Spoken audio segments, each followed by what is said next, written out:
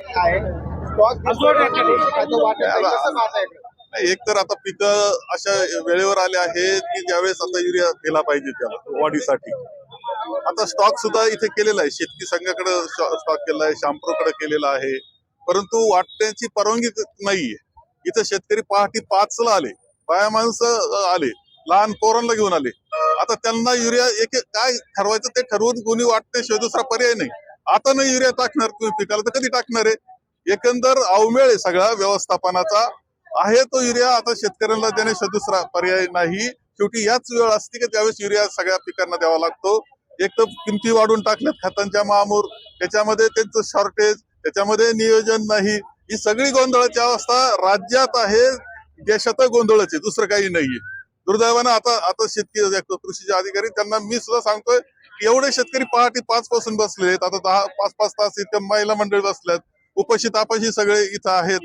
सरळ आता नियोजन करा, जे काही प्रमाण असेल तुमचं त्या पद्धतीनं त्यांचं समाधान करून द्या, एवढं स्पष्टपणे मी सांगतोय.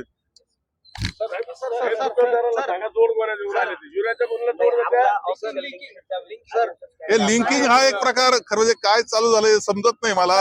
हे खाते मी सांभाळलेले आहेत आणि महाराष्ट्रात सगळ्यात जास्त काळ सांभाळलेलं आहे मी ते. हे असं कधी पाहिलं नव्हतं. आता हे काय बळजबरीने तुम्ही त्याला लिंकिंग कशा करता देताय तुम्ही? बिलकुल बरोबर नाही या पद्धतीनं. जे आवश्यक नाही त्या वस्तू घ्या म्हणायचं. आणि याच्यात मोठ्या कंपन्या सुद्धा लिंकिंग करतायत. मोठ्या कंपन्या ज्या देश पातळीच्या कंपन्या आहेत त्या लिंकिंग कशा करतात? याचा अर्थ कोणाच तरी त्यांना पाठिंबा आहे, कुणीतरी त्यामध्ये भाग घेत आहे, त्यामुळे लिंकिंग करतायत. धाडस कसं होतंय लिंकिंग करण्याचं? शेतकऱ्याला नडवायचं आणि त्याला त्याच्याकडून पैसे काढून घ्यायचं. बिलकुल बरोबर नाहीये. सगळे निषेध करतात आम्ही सगळे. हा माल रिलीज करायला घ्या. चला तुम्ही कृषी खाते सांभाळले आणि पाहायला गेलं तर शेतमालाला भाव मिळत नाही, दुसरीकडे खतांचे भाव वाढत चालले. आता हे काय सगळं दुर्दैवाच्याच गोष्टी आहेत. आता सगळं देशात काय चाललंय आपण सगळं पाहतोय, काय गोंधळाची अवस्था आहे. सगळं कालचं जंतर मंतर पाहतोय. आता लोक ही काही गोष्टी अशा असतात, ठीक आहे, काही गोष्टी अशा सगळ्या लोकांनी हातात घेतल्या पाहिजे, दुरुस्त केल्या पाहिजे. लोकांची जबाबदारी आता काही जास्त वाढते असं माझं मत आहे. आम्ही तर लढतोय, आम्ही आग्रह धरतोय, सगळं दुरुस्त करण्याचा प्रयत्न करतोय. तर साथ शेवटी जनतेनं दिली तर हे सगळं दुरुस्त होणार आहे. कोणाला जर वाटत असेल तुम्ही काही करा, आम्ही निवडून येणारच आहे, असं जर काही असेल तर मग काय करणार आम्ही?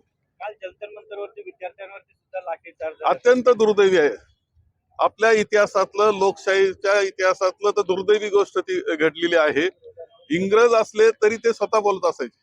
इंदिराजी स्वतः सोनम वांगचू यांचे वडील उपोषणात बसले होते, तर स्वतः इंदिराजी पंतप्रधान असताना लडाखला गेल्या होत्या.